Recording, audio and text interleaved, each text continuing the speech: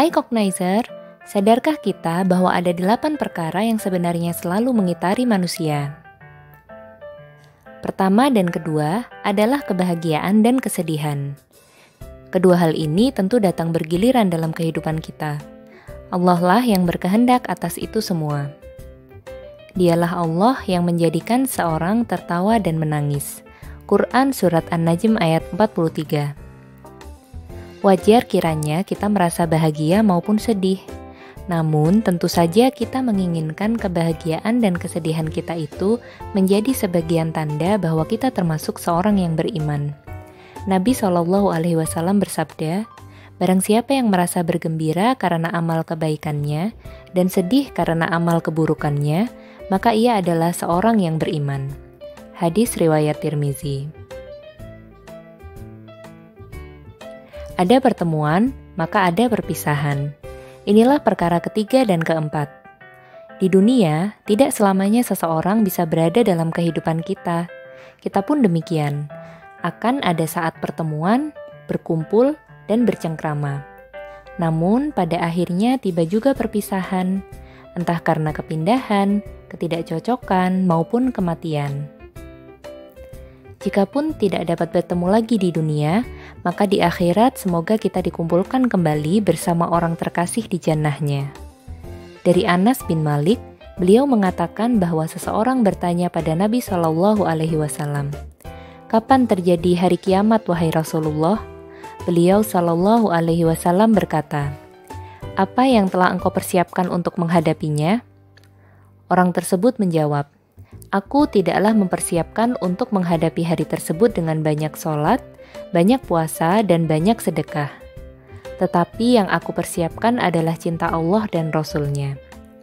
Beliau SAW berkata, "Kalau begitu engkau akan bersama dengan orang yang engkau cintai."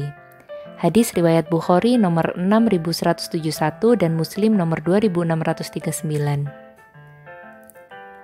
Perkara kelima dan keenam adalah kemudahan dan kesulitan.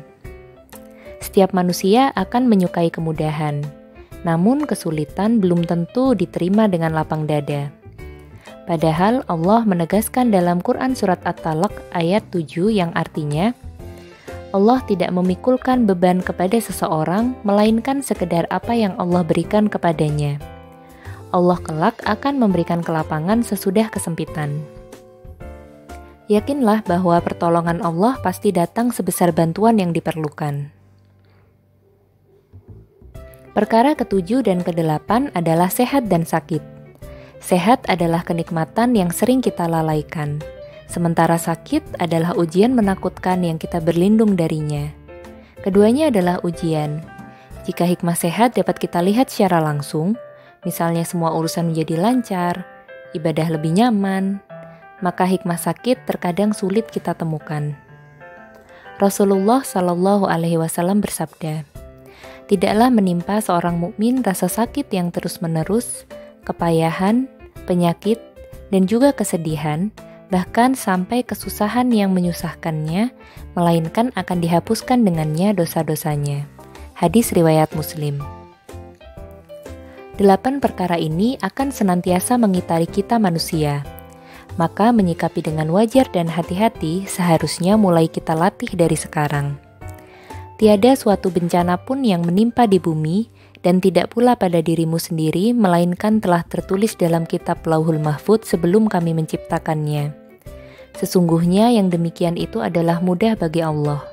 Kami jelaskan yang demikian itu supaya kamu jangan berduka cita terhadap apa yang luput dari kamu, dan supaya kamu jangan terlalu gembira terhadap apa yang diberikannya kepadamu. Dan Allah tidak menyukai setiap orang yang sombong lagi membanggakan diri. Quran Surat Al-Hadid ayat 22 dan 23.